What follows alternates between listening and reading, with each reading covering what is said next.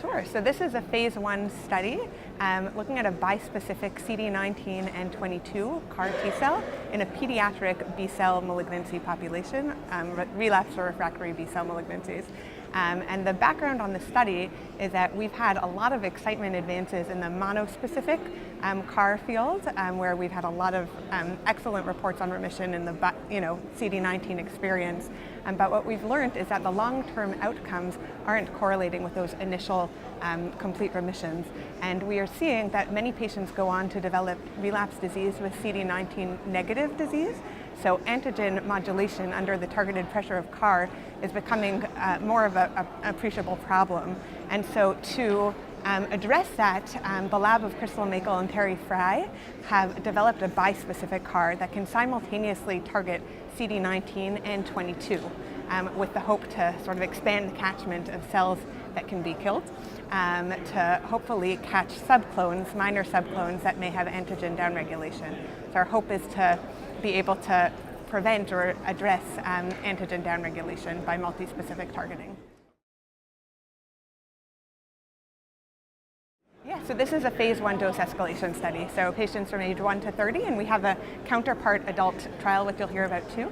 And basically, it's a 3+3 design where we're starting with a dose of 1 × 10⁶, and we'll escalate accordingly depending on the safety data.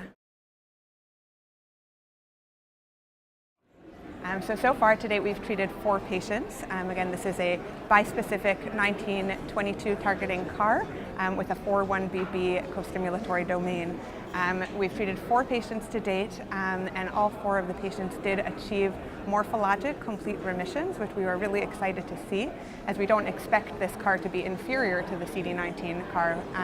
So we were excited to see those remissions.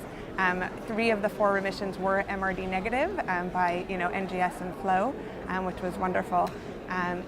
Some of our patients have gone on to receive consolidative transplants, and so we are waiting to learn. We've had 1 relapse, and that patient did have CD19 positive and 22 positive disease after loss of CAR. So our hope is to understand, in patients that can achieve long-term persistence, understand T cell properties and profile these T cells to learn what drives persistence and anti-tumor responses.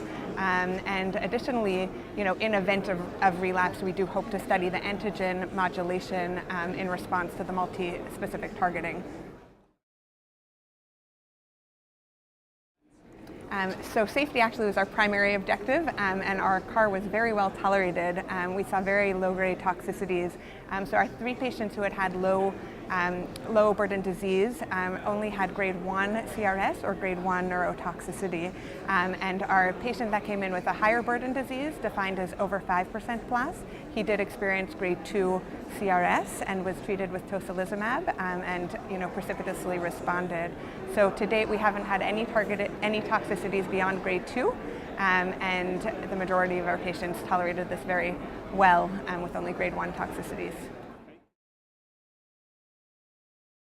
Well, we hope to continue accrual so we can get, amass more data and, see if we can dose escalate because we do believe, potentially at higher doses we may get better persistence.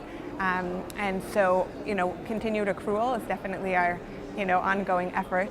But in addition, we are collecting sort of broad, deep correlative data to try to understand how these cells change over time in vivo. So we're collecting cytoph data, epigenetic data using ATAC-seq and single-cell TCR data to allow us to track the TCRs and T cells with time to understand which are the phenotypes that are expanding and contracting and persisting to help us, discover drivers of what allows us to achieve long-term persistence. So we really hope, we're excited about our correlatives. We think as we gather more data and get really good deep correlatives, we'll be able to understand, how to predict which patients will respond, which T cell subsets are the optimal T cells to, infuse. Right now, we're infusing a crude product of T cells that mimic, a spectrum of phenotypes. So we're hoping to be able to target our CAR products and, eliminate exhaustion and promote persistence. So that's, part of our ongoing efforts.